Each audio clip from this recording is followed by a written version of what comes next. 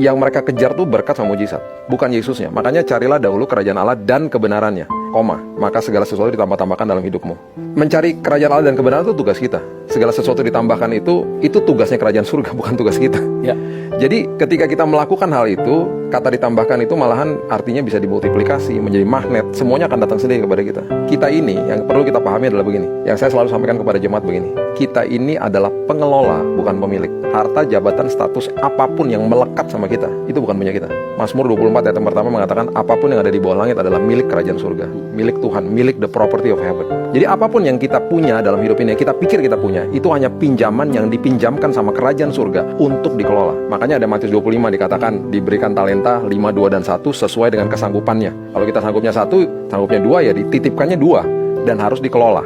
Nah, ketika kita mengerti tentang hal ini dan mengerti juga bahwa Mazmur mengatakan hidup manusia hanya 70, kalau kuat 80 tahun. Kita datang gak bawa apa-apa, pulang gak bawa apa-apa. Datang telanjang, pulang telanjang loh.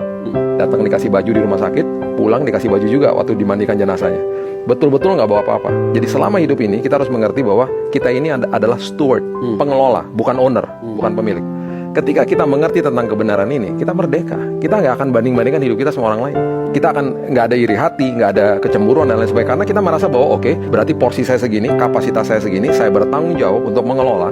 Dan ketika saya kelola dengan baik, saya dipercaya perkara yang lebih besar. Perkara yang lebih besar pun itu punya kerajaan surga, bukan punya kita. Jadi ketika kita mengerti tentang hal ini, kita merdeka hidupnya. Kita nggak akan banding-banding sama orang lain. Dan ketika kita dapat yang kecil misalnya, dipercayakan Tuhan walaupun masih kecil, kita harus mengerti satu hal begini. Tongkat di tangan Musa nggak ada artinya, tapi ketika bermitra sama Tuhan membelah lautan. 5 roti dan 2 ikan nggak ada artinya, ketika bermitra sama Tuhan memberi makan ribuan orang. Batu dan umban nggak ada artinya, diketawain sama Goliat. Tapi ketika bermitra sama Tuhan membunuh Goliat. Jadi apapun yang masih kecil, yuk kita kelola bersama-sama. Itulah kebenaran. Dan mengerti bahwa dunia ini pasti ada kesengsaraan. Hidup dalam dunia yang penuh dengan dosa kok. Jadi harus mengerti tentang itu. Saya sangat suka dengan apa yang Sadrak, Mesak, dan Abednego lakukan. Itu statement yang paling dahsyat.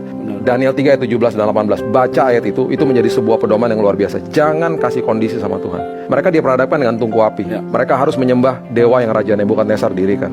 Pernyataan mereka cuma begini, kami tahu bahwa Tuhan kami sanggup menolong kami, melepaskan kami dari tungku api. Kita kalau baca di sekolah minggu kan kita udah tahu ujung-ujungnya kan disertai sama malaikat Tuhan. Mereka mana tahu, mati dibakar hidup-hidup loh. Tapi pernyataan mereka yang luar biasa, mereka katakan begini.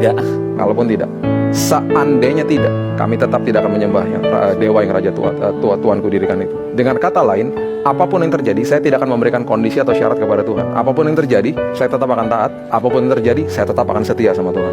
Karena kedaulatan Tuhan adalah kedaulatan Tuhan. Rencana Tuhan bukan rencana saya, jalan Tuhan bukan jalan saya. Apapun yang dia lakukan, pasti ujungnya terbaik bagi saya. Nah, ini penting. Dahsyat.